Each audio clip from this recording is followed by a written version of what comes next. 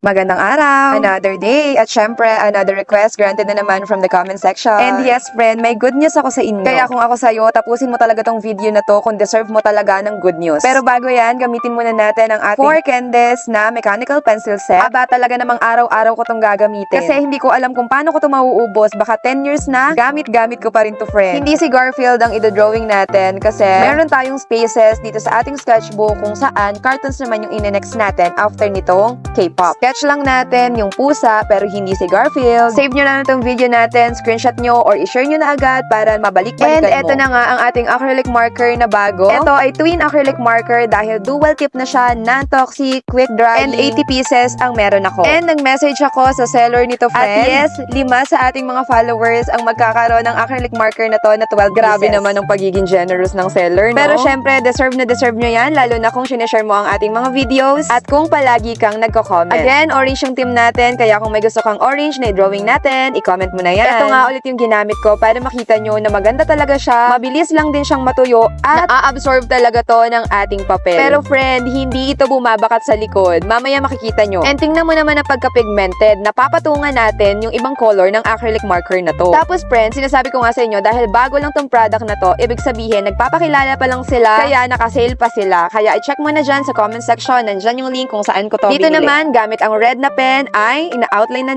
natin yung sa cat. And ito na nga, friend. Diba, sabi ko sa inyo, 5 ang magkakaroon ng acrylic markers. Syempre, hindi lang 5, dadagdagan ko yun. Basta, i-share mo tong video na to in public and mag-comment ka. Simula sa video na to, lahat ng mag-share ay kasama sa raffle. Kaya yung mga susunod nating video, i-share mo din kasi kung gaano karami ang iyong share, ganun din karami ang iyong raffle entry. Nakita mo ba, friend? Hindi bumakat, kaya deserve na deserve mo to para sa pagsisimula mo ng pagdodrawing. And syempre, para parehas na tayo ng ginagamit na acrylic marker. Ano pang inaantay mo? Share this video and